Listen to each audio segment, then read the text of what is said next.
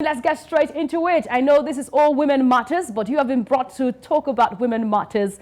This is the first meeting between Bayelsa Queens and Mamelodi Sundown Ladies, but not the first meeting for Mamelodi Sundown Ladies against a Nigerian domestic side. Remember Rivers United in the last year's CAF Women's Champions League. They also faced up with Mamelodi Sundown Ladies. But alluding to the performance of Super Falcons, how they've dominated football on the African scene, how they've got 9 titles, winning titles, even before South Africa won this year's Women's Cup of Nations. Will you say that Nigerian domestic sides are not competitive enough? Bayelsa Queens had a very poor showing yesterday, their opener in the CAF Women's Champions League. I would categorically say that Bayelsa Queens had a poor outing yesterday. Reasons maybe because they played against the Mamelodi Sundown team that is a defending champion of the competition. 1. 9 of those players in that team, the Mamelodi Sundown team, are part of the Bayana national team. That's the team for South Africa. So it goes to show that they have a system that progress in South Africa. And if you look at those players, you have to wind back as far back as 2017 when they played in the 17 World Cup qualifier and lost to our own Nigeria too. In that process, those players graduated to become the senior players right now, and they're applying the trade in their country with their national team, and club size there. So it's easy for them to gel and be together. I won't really say that Bayelsa Queens did have a poor outing yesterday. They didn't lose scandalously. It's 2-1. Yeah, but I want to put in contrast the fact that our league and that of the South Africa, I think is all round. We can't put it that it's only the women's league.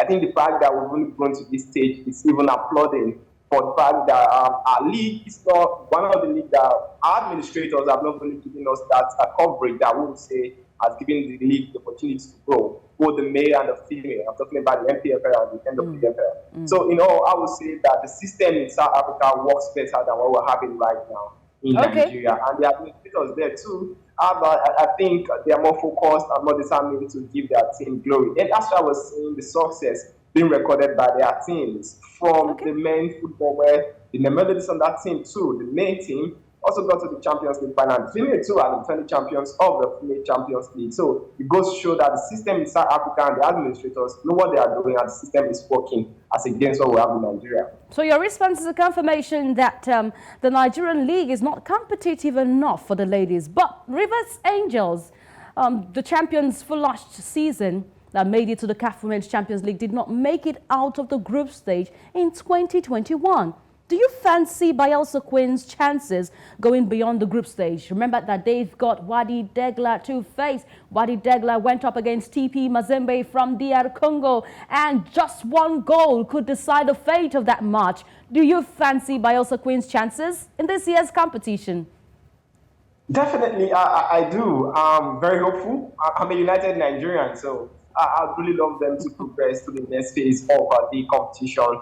And not just making out of the group stage, to give us even better representation, probably the semi-finals as the case may be. But I think the first battle will be against TP Mazembe, which is their next game, then Wadi Delta, then see if we can progress. I think that's how they will go match at a time. If they go that way, don't forget that Bayelsa Queens, their manager that won the league for them left them for Edo Queens just this past season after winning the league. So I think the team is still fresh, is still new. But I'm very hopeful, sincerely. Looking at the goal, Mary Ann Job got for them yesterday, the consolation goal. I think it's safe to say that they've got potential in the team. Sebastian Flourish is also in that team. A couple of good players have got quality in that team to progress. I would say that they stand a chance, probably behind Mamelodi Sundown. We all know one way or the other, it was always going to be Mamelodi Sundown ahead of other teams in the group.